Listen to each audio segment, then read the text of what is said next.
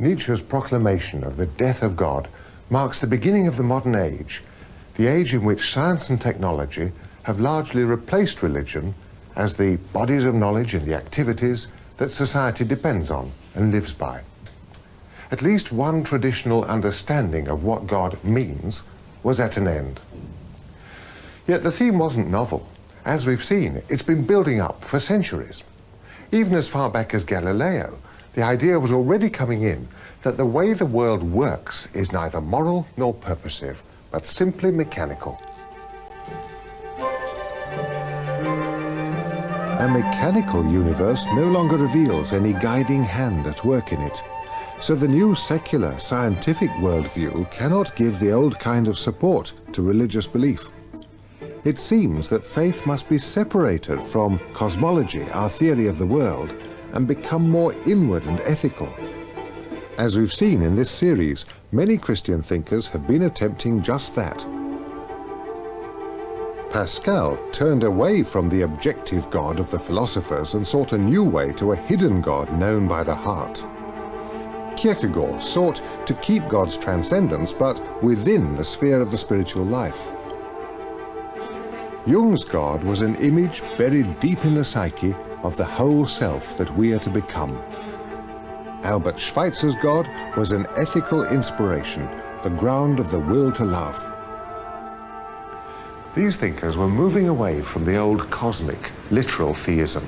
Instead, they saw God as hidden in the heart, by which they meant perhaps as the soul's guiding ideal.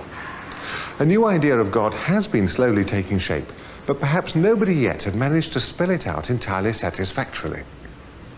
Well, we've one more thinker still to meet, as remarkable a character as perhaps anyone else in this series. In the autumn of 1908, he came here to Manchester University's Aeronautical Engineering Laboratory. He was 19 years old, and his name was Ludwig Wittgenstein. He was an impulsive, sociable character, at that time still very well-to-do. He was highly musical. He made many friends, but he didn't have much to say about his exotic background.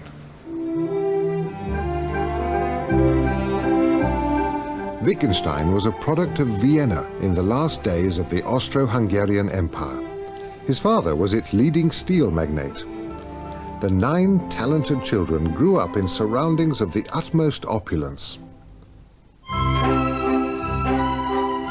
But they belonged to a new generation which rejected this high bourgeois culture, preferring modernism in art, Puritanism in morals, and truth and simplicity in all things.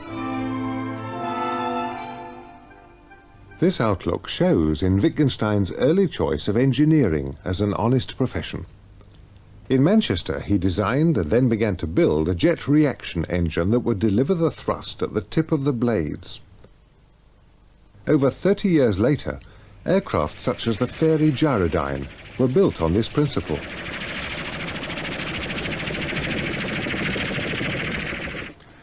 But 1910 was too early, and in any case, Wittgenstein's life was about to change. To design his propeller, he needed mathematics.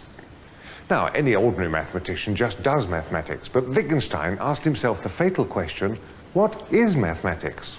Why is it so powerful? And what are numbers? By the autumn of 1911, he'd found out who was the best philosopher of mathematics alive, and he simply presented himself as a student to Bertrand Russell at Cambridge. He was queer, and his notions seemed to me odd. He came to me and said, "Will you please tell me whether I am a complete idiot or not? Because if I am a complete idiot, I shall become an aeronaut, but if not, I shall become a philosopher." I told him to write me something during the vacation on some philosophical subject. After reading only one sentence, I said to him, "No, you must not become an aeronaut." Although Wittgenstein spent so many years in Cambridge, he was never at ease with the clannish, ritualistic and enclosed side of academic life. In fact, he thought it corrupt and much preferred the town to the gown. Like Nietzsche, he had a great need for freedom. He never married nor owned a house. He liked to live in digs, which he kept changing, and he frequently vanished altogether.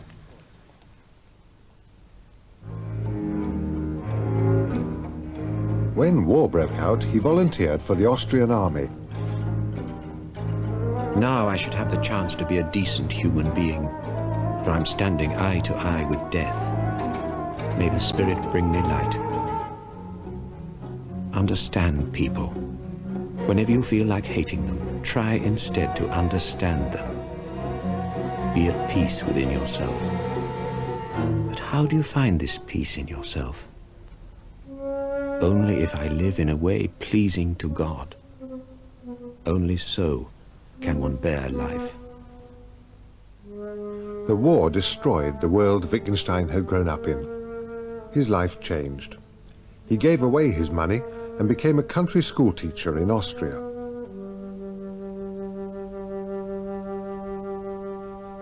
At the same time, he published the Tractatus Logico-Philosophicus. This famous book is the last great attempt to defend the traditional view that language can copy reality precisely and completely. What can be said clearly. What cannot be said clearly is not in the world, and one must be silent about it. When a few years later Wittgenstein designed and built this house for his sister, he gave his teaching visible form.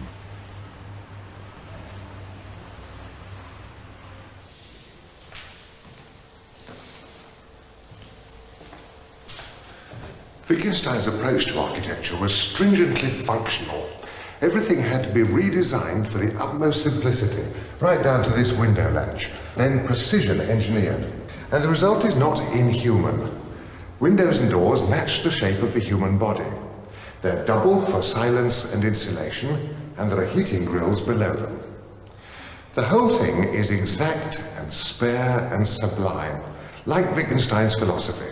And as with his philosophy, what's left out is even more important than what's left in. The sense of the world must lie outside the world. In the world, everything is as it is, and everything happens as it does happen. In it, no value exists. God does not reveal himself in the world, feeling the world as a limited whole. It is this that is mystical. What did Wittgenstein mean by God in his early philosophy? The house gives a clue. After a while, the geometrical tranquility of this place begins to remind us of a mosque, a place where God is so exalted and transcendent that no image at all is possible.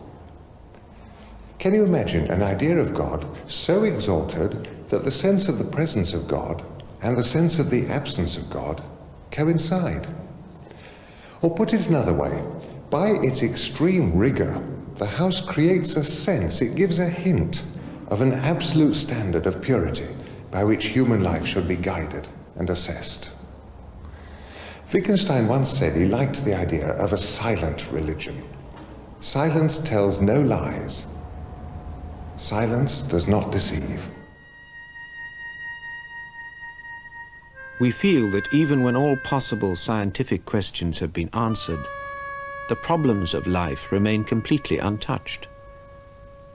Of course, there are then no questions left, and this itself is the answer.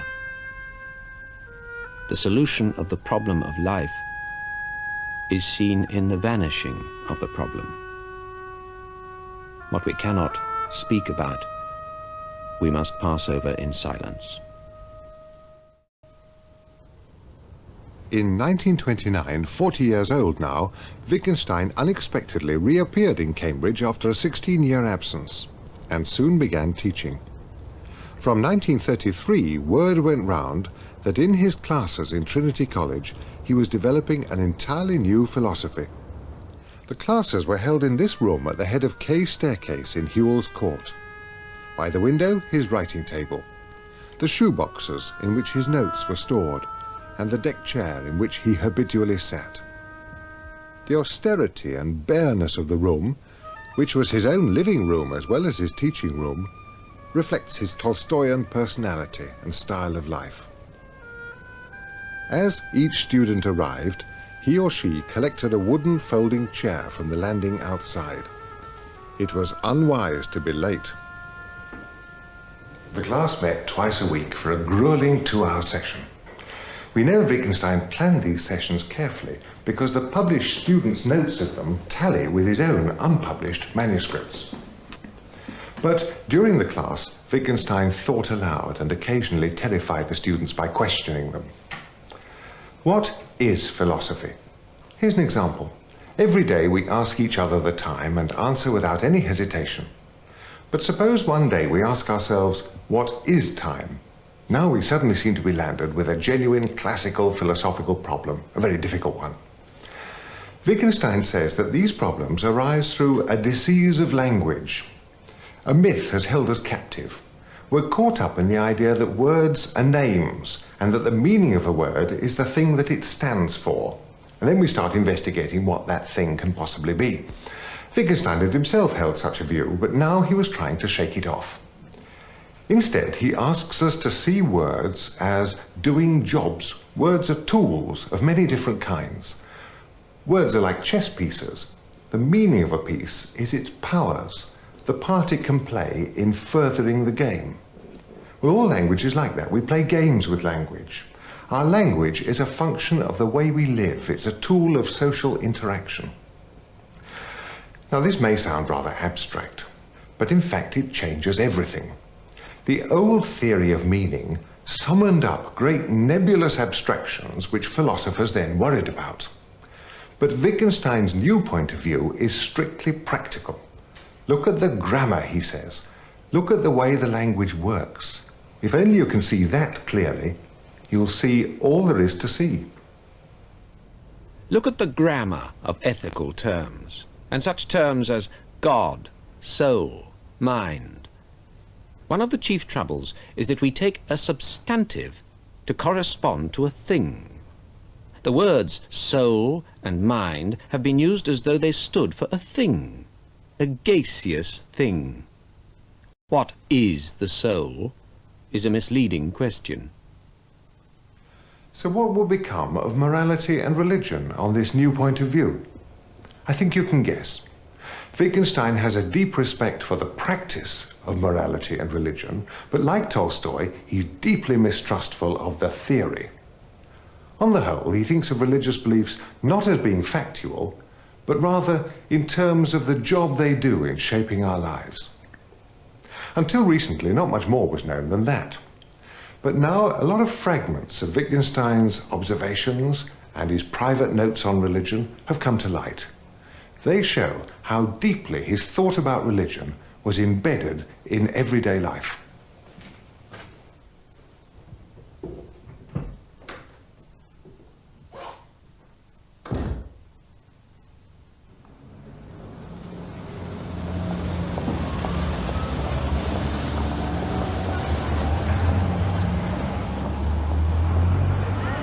One of my pupils, on my advice, has gone to work at Woolworths.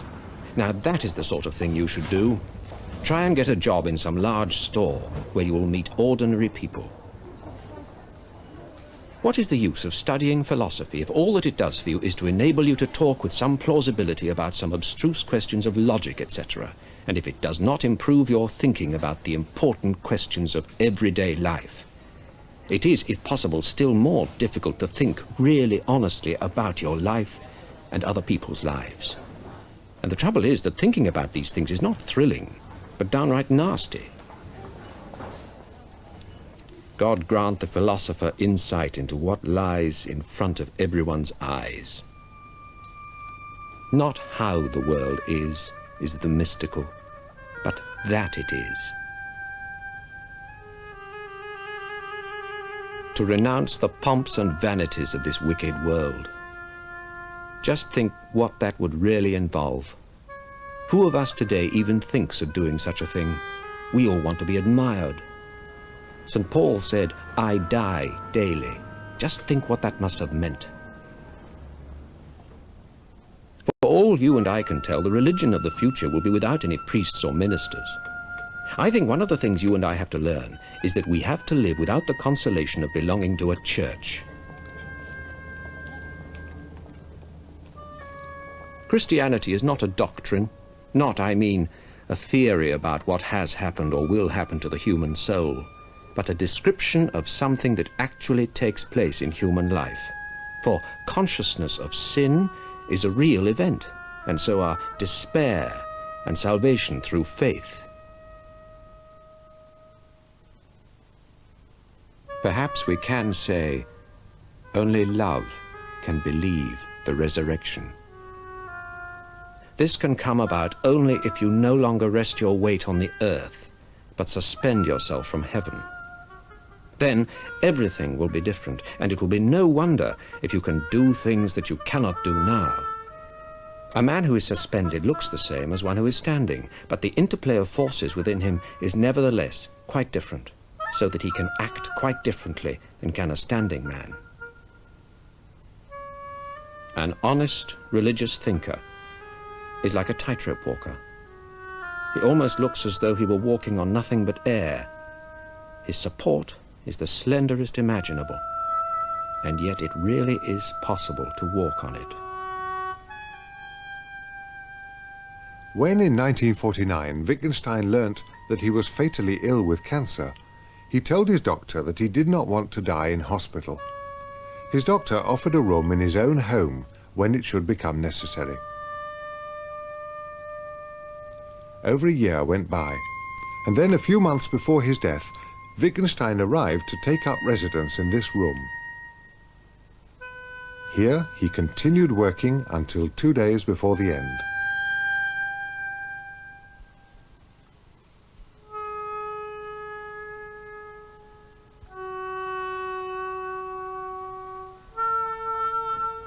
Wittgenstein, like Nietzsche, was a solitary, passionate and compelling figure.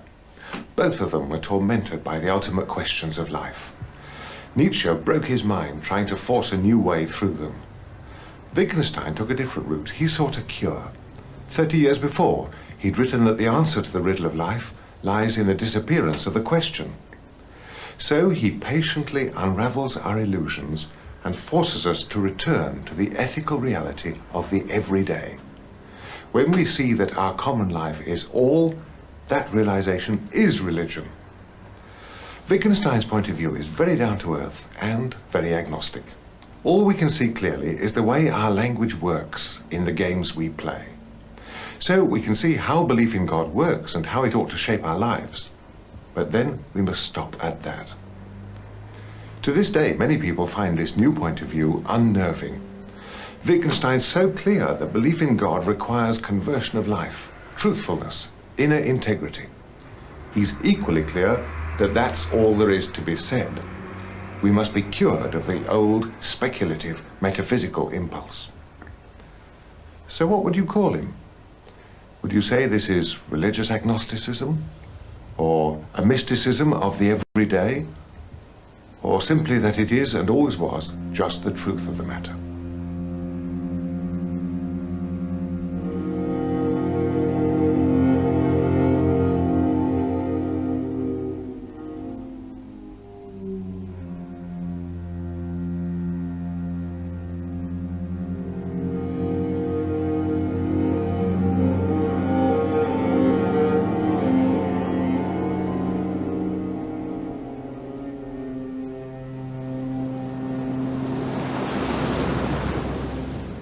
What have you made of the story we've been telling in this series about how the modern crisis of faith developed? Science first mechanized nature and then embedded us in it. Biblical criticism demythologized the Bible. Radical humanism argued that the only world that can possibly be for us is our own human world. And then the study of other religions suggested that no one religion, not even Christianity, is likely to be absolute. Finally, we came to our fluid, uncertain modern world where there are as many points of view as there are people. And there seems to be no center anymore, no absolute standard or reference point. Now, to many people, this must seem the story of a long decline, a sea of faith, the tide going right out. As they see it, any faith or philosophy of life must start from a set of big, reassuring answers to the big questions. That's the basis. And when those answers and even the questions begin to look rather shaky, People feel that religion's becoming impossible. I don't agree. Skepticism, as well as certainty, can drive you to faith. We saw that as far back as Pascal. Only it leads you to see religion in a different way, not as a set of grand answers, but simply as a spiritual path. When I look into the void of the modern situation and I see that it's entirely up to me what I'm to make of myself and my life, then I find I need religion to give me a path, to give my soul shape, to give me categories to live by, goals to pursue. I'm a priest in the Church of England, and I practice in a rather traditional way. But when I say the Creed, I regard it not as giving me supernatural information, but as showing me a way to walk in. You may not agree, but in a way that's only to be expected. For our whole message has been that in the modern situation, the individual stands absolutely alone with his freedom before the ultimate questions of life. You must decide. We finish now. It's over to you.